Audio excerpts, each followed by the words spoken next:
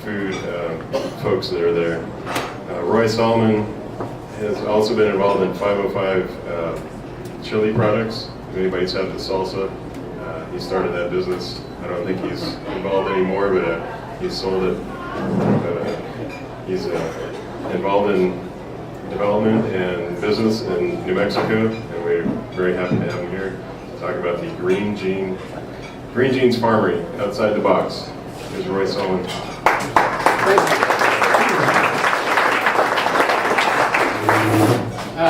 Could you hear me without this? Is that all right? Got it all right? Speak loud. I can speak pretty loud.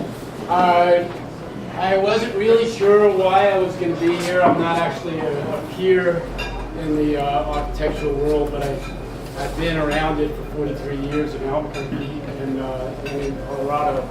And when the guys were wanting me to talk about the latest project, I thought maybe I was going to kind of give you a little history and tell you all the things I screwed up along the way by not having some guidance that would have been very helpful. But I think I'm going to kind of pass over that, and I'm going to first give you a little quick overview of the Green Jeans project, which is really kind of exciting. If you're not familiar with it, it's a shipping container development, but it really stemmed from something much more interesting than that. It stemmed from creating a way of bringing local tenants together, almost like a cooperative, so they can all help each other and be competitive in this big box world that we're in right now. So all the tenants were picked because of the quality of their product and their passion for what they do, and most of all, that they were local. So there wasn't a consideration for whether they were AAA tenants or whether they were nationally ranked or anything like that. So for that reason, it's really great, and it's also for that reason that it's much more difficult, because dealing with very small local tenants doesn't give you the strength in the banking world, in a lot of ways, because you don't have those credit tenants.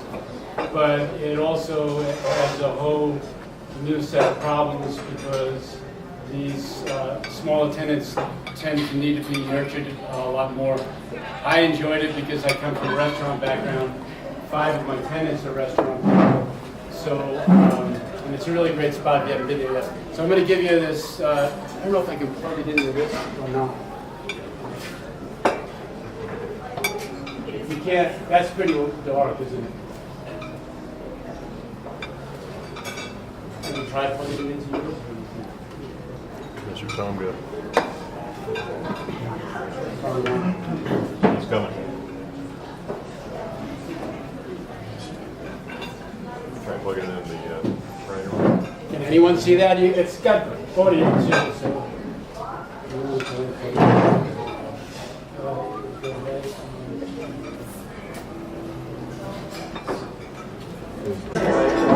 Purpose. We've all got these kind of mutually beneficial offerings, and so being able to work with all of them has been a lot of fun. That's been one of the big draws.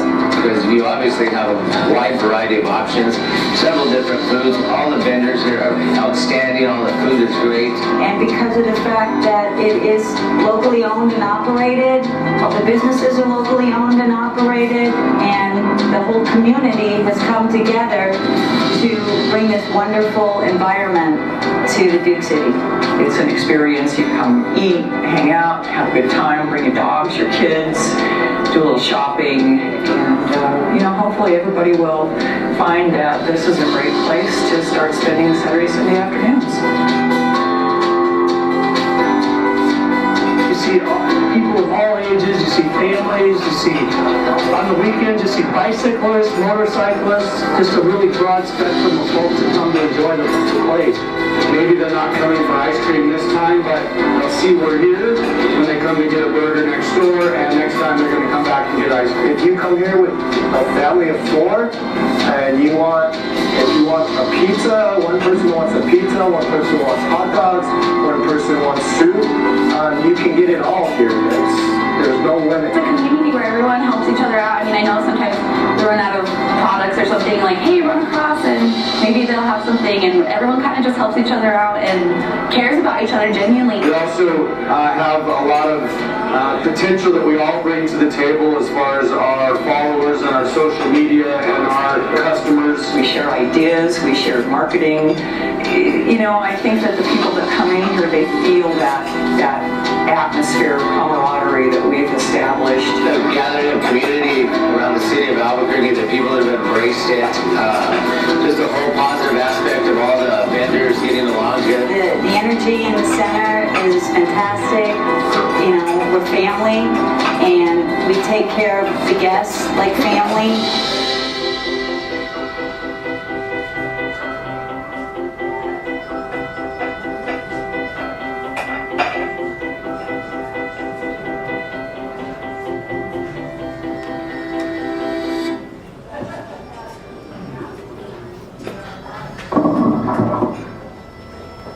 Well, that was rough getting started. If there's a chance of putting this in yours, we can show one more. So I don't know if you got to see any of it. Unfortunately, it's not very bright on that camera that I have. But the idea, and one of the things that, to bring it back into the space that would probably interest you the most, is the collaborative environment that has to happen on any kind of project that's infill. Basically, any projects I have are land that nobody else wanted. Usually, this was a piece of land nobody felt they could do anything with. After two different owners, the last owner donated it to two churches, and I bought the land from the churches. So that's the only reason I was able to get it. And nobody else wanted it. But I tend to do things that are unique and different. So when you bring it into the architectural world, it's a challenge for some of you on your side, because you're dealing with somebody that's not really driven just by, building something that's going to make money. I don't actually put the money first, so that gets me in trouble. So, but in the end, it's a lot more satisfying, and you end up hopefully sometimes with something very unique and different. Projects I had that I was going to show you, which do fall in the same line over the last 42 years, all of them in New Mexico. If you can get it going, that's on this one here. They all started from just a dream or an idea that I had, and then I had to try and collaborate with someone like you guys that has creativity and experience and education, to let me go as far as I can go on my out-of-the-box thinking, and then you try and bring it into what it would actually physically work. So that's why I see it as a collaboration. I'm getting ready to do something I'm going to use the education that I had from here to do some low-income and homeless housing. That's what we're working on. And that's coming from the experience I learned on these boxes, because they were not cheap to do on the first run, but I found in this 2-year process of building, I found that there are ways to do it affordably, and depending on the part of the country, anticipating insulation and utilities and that kind of thing. But if you do it properly, which is always in question what properly really means in my world, because most of the stuff I end up doing is stuff that hasn't been done before. So it's a challenge, but it's much more exciting from people sitting in your position, I would think. Are you willing to share your final cost per square foot? Well, it's always the first question coming from the architectural world. It wouldn't be relevant on that first project. We ran into so many things that went wrong, including not really having a the right contractor. So in doing that, I ended up doing a lot of it myself. And on top of it, I had all the local tenants, which I couldn't have them go out and hire their own architect, run their own set of plans, get their own permits. So midstream, I started doing more of the work for them. We basically did the TI for them under the shell permit, and that's where I got in trouble.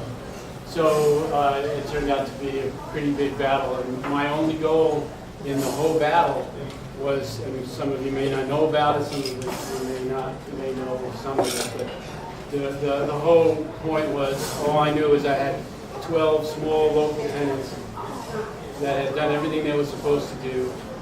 We had done everything we were supposed to do, but because of some bureaucracies in the city, we were held up for over 2 months, and it was pretty devastating to some of those small businesses. But that's not going to happen again if I do it. So I didn't answer your question. It's okay, I understand where you're going with it. I guess that really kind of comes down to my second question, which is, what were some of the limitations and opportunities that were afforded you in using container style? Well, there's some structural benefits, but what I learned as I went along is once you start cutting the sidewalls out, the structural engineering becomes a lot more critical. It tends to be over-engineering only because you're not really sure about how those corner castings are going to work, depending on the way the cuts are. So when you figure the cost of tube or I-beams for the structural steel and needing to do a lot more that kind of work, it can get pretty expensive. You were using big I-beams. They started out on the first part, Santa Fe Brewing, huge. Yeah, 2,000-pound I-beam. That was the next one.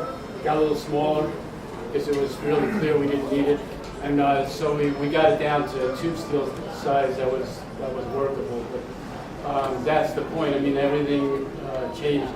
We probably had 30 or 40% more concrete in the ground, foundation-wise, because we tried to do it with crawl spaces, and we were definitely over-engineered on that. But there was no way of knowing it at the first go-around. If so, what? Yes, I have an idea for doing, like I said, a modulated container development that would be for everything from the lower income to mixed use to live work, and it could be done in a modulated state. So that's what we're working on now. And I'm also working possibly on doing another Green Jeans just like that on the west side of Albuquerque. I had an opportunity possibly to attempt to do one up here, but I don't know if that's going to happen. I'm not really sure. I don't even know if I want to do one down there because of the battles with the city. It's a challenge. You said there were a couple months extra delays in the city. Give us an idea of what it's like working with those guys, how they look at They totally look at it as if it's a regular construction, not considering it as anything else. So it would have been fine. Everything would have went according to plan if I hadn't been doing the work for the tenants. That's where we got crossed. Because we got all our green tags, we got all our inspections, everything was done.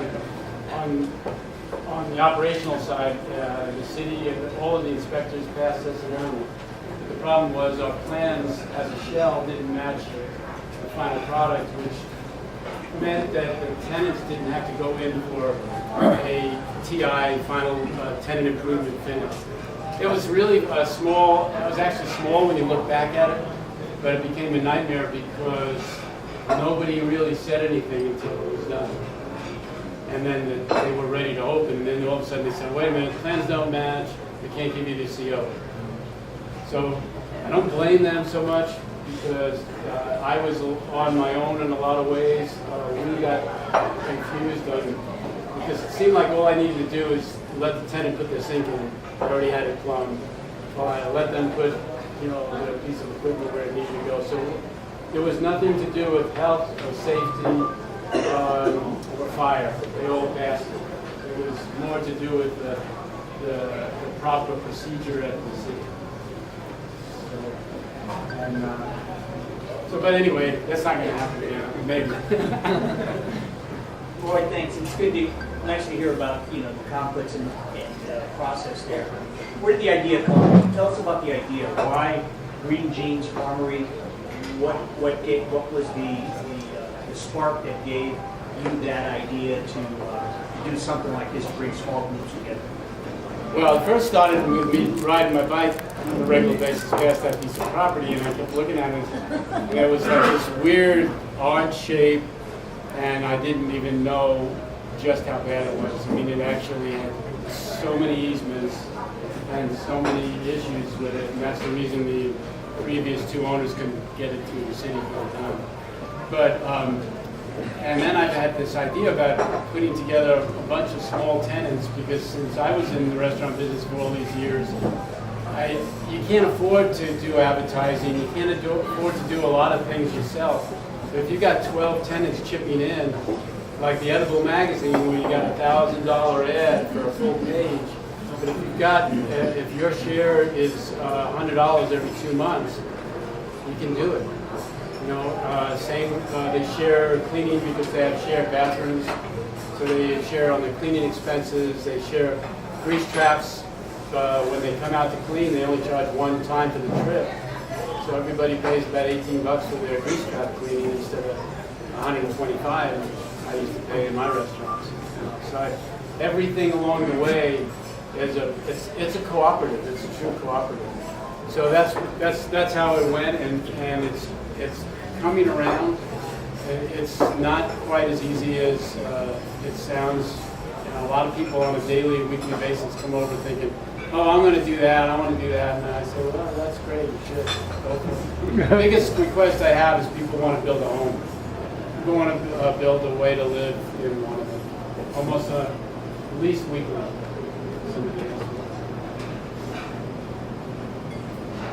Two questions, and unrelated to each other. First off, what was your zoning? Was it SU zoning? Yeah, it was a C3 with shopping center.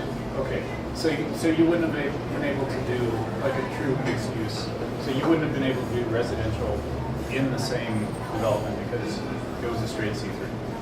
Yeah, but you know what? And I met with the neighborhood association last night on a project, and we had a huge positive response, and I even asked them how they felt about having some of this mixed use in there. You can zone to that, I think.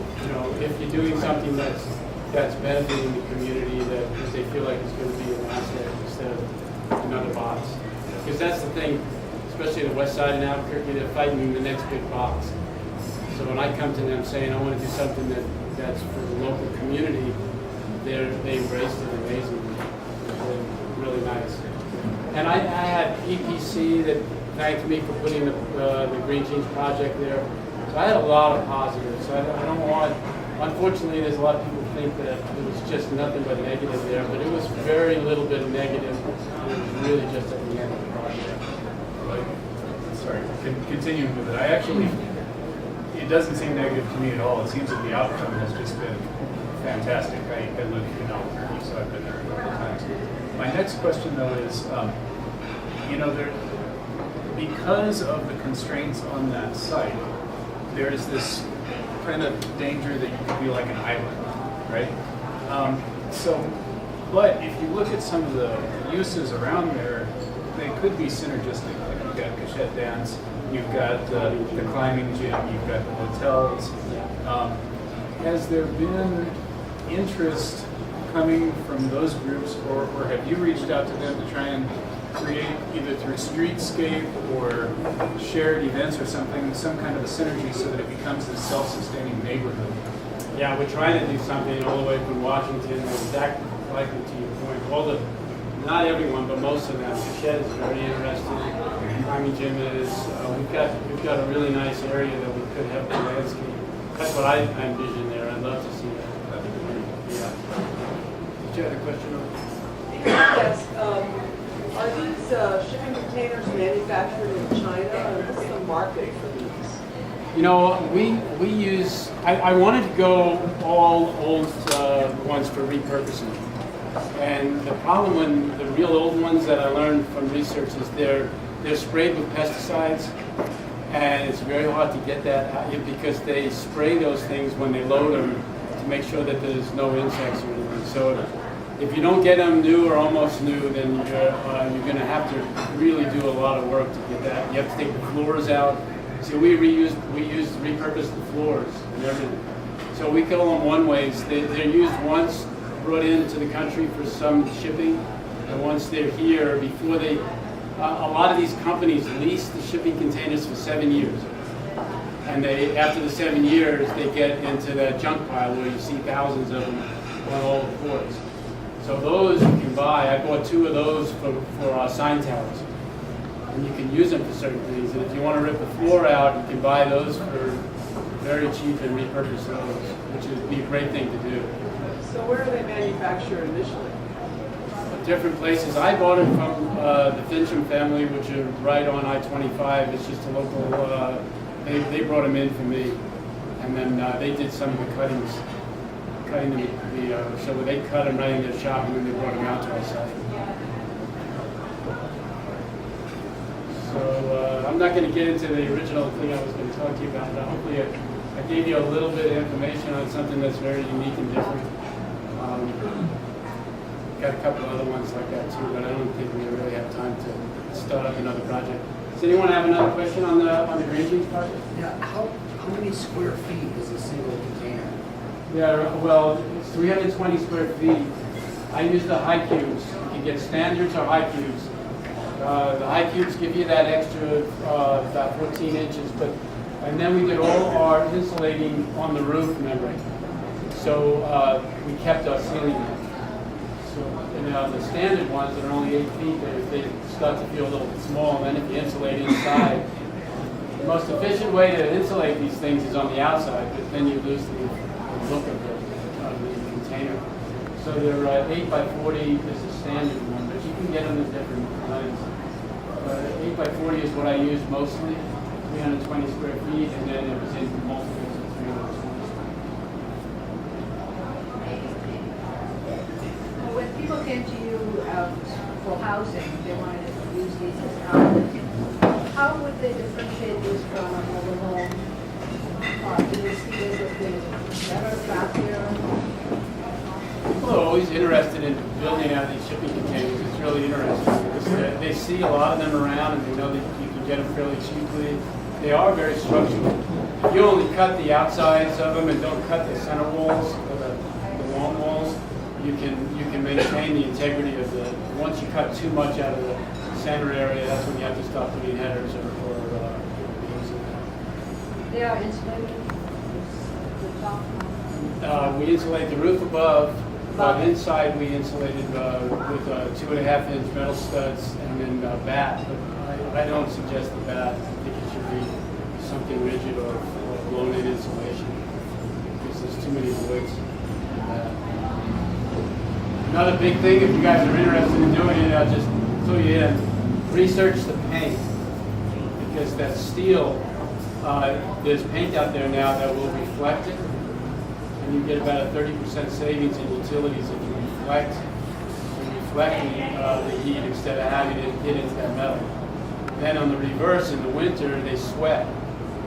So you've got to make sure that all your windows and all your tube steel, whatever it is filled, or else it'll sweat.